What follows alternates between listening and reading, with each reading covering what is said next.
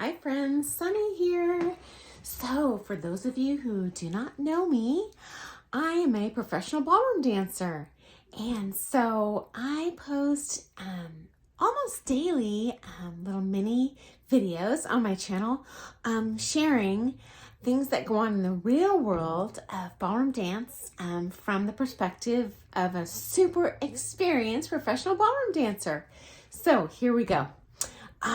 Today's topic is going to be why on earth does my pro make me focus so much on the basics, okay?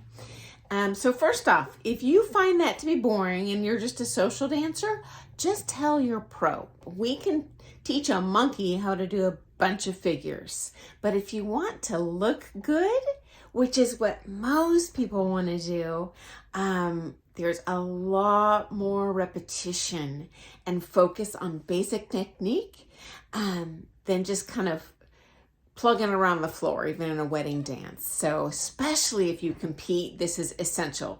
Unless you're just a participant and you want to show up. But if you want to do well, if you want to look really beautiful and feel really good in your partner's arms, these basics are essential.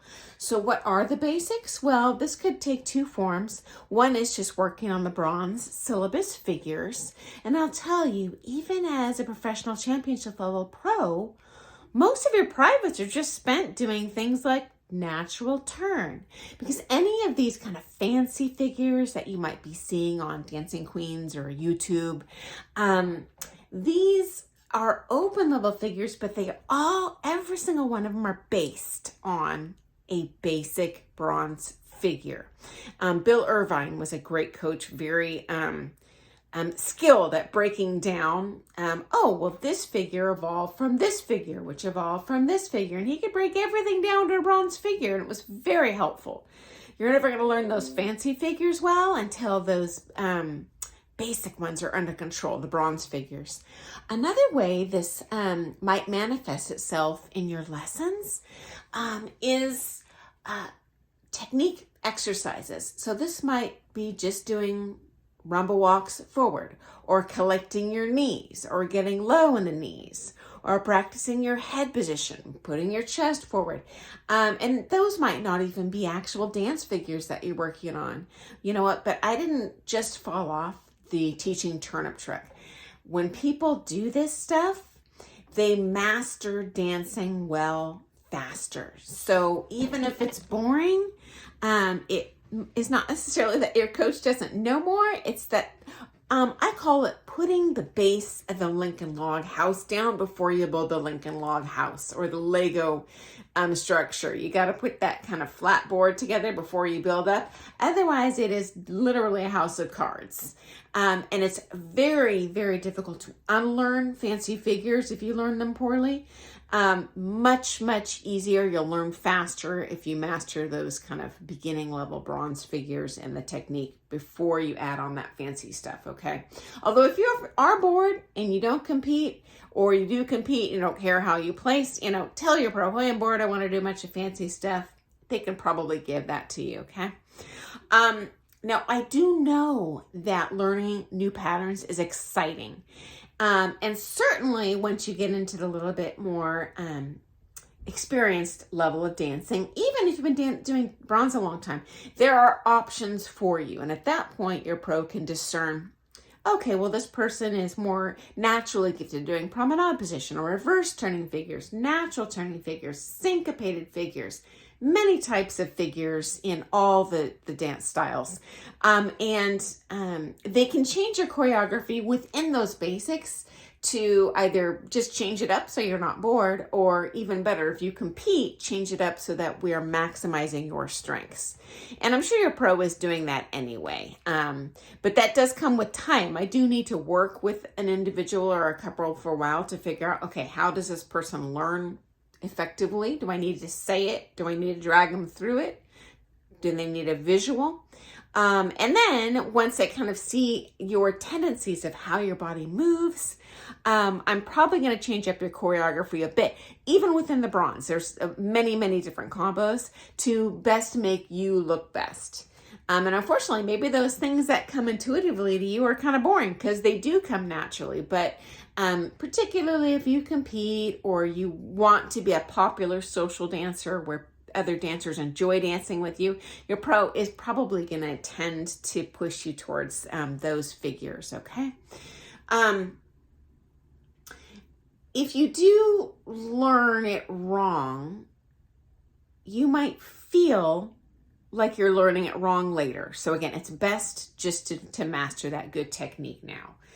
Also, as you progress up the levels in the silver and the gold and the open, there are some fundamental things you're still going to change. Absolutely. And it might feel like, oh gosh, I learned that all wrong. I have to redo it. No, it's not necessarily wrong. It's just like learning phonics when you learn to read, okay? So when a kindergartner learns to write, they don't just roll out writing a masterpiece novel. The first writing that they do, if you're learning English, would be like cat. Maybe they spell it K-A-T. It's not quite right, but it's close enough that they're learning that fundamental, okay? So also, if your pro or visiting pro changed it up, don't discount what you previously learned. It's just a step in the right direction to make you fabulous, I promise, okay? Sometimes you'll find conflicting information or new information from a visiting coach. Again, that's not wrong. Often the visiting coach is just prioritizing a different basic than your coach is.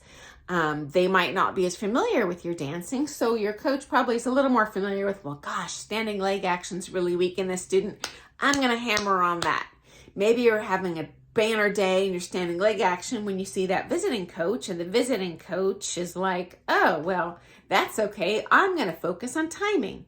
That doesn't make it wrong. These are all wonderful fundamentals to work on. Ultimately, they're going to be very complementary to each other, okay? So it's okay if your pro is prioritizing different things than you think you should. There's a reason that they're a pro and you're not. It's totally okay if you take from a visiting coach and they teach you something totally new or that might even feel in opposition to what you've learned before. Doesn't make it wrong. Just means they're prioritizing different basics. The basics that you focus on over time might look like a routine, might look like very limited figures, might look like repetitive exercises where you're collecting the knees or something. Guarantee it's in your best interest, okay? The only exception I would say is if you've signed into some sort of bronze package or silver package. Big warning bells, time to leave those lessons. That is reserved to hold you back. I do teach all of my students as quickly as they're capable of assimilating that information. That's going to look quite different for every person, okay? But again, if you sign up for a package, warning sign that it's not really going to be based on your ability to learn fastest. It's how to milk as much money out of them as they can. That being said, if it takes you a while longer to learn those basics, they might keep you at the bronze longer than if you buy the package. But in the end, you will be a better dancer. Promise you that. So that is why we work on the basics. I hope that's been helpful background for you. If you have any questions, please comment below. Tell me when you felt like you got out of the basics or when you're ready to move on to the next thing, what your experience level has been in your studio. Because I would love to hear that. And I know our other viewers would as well, because we're all fans of ballroom dance here. So please please subscribe. I love that. I get notified by YouTube every time someone does that, and that just makes my day. So speaking of days, have an awesome day, and I'll see you later. Bye, guys.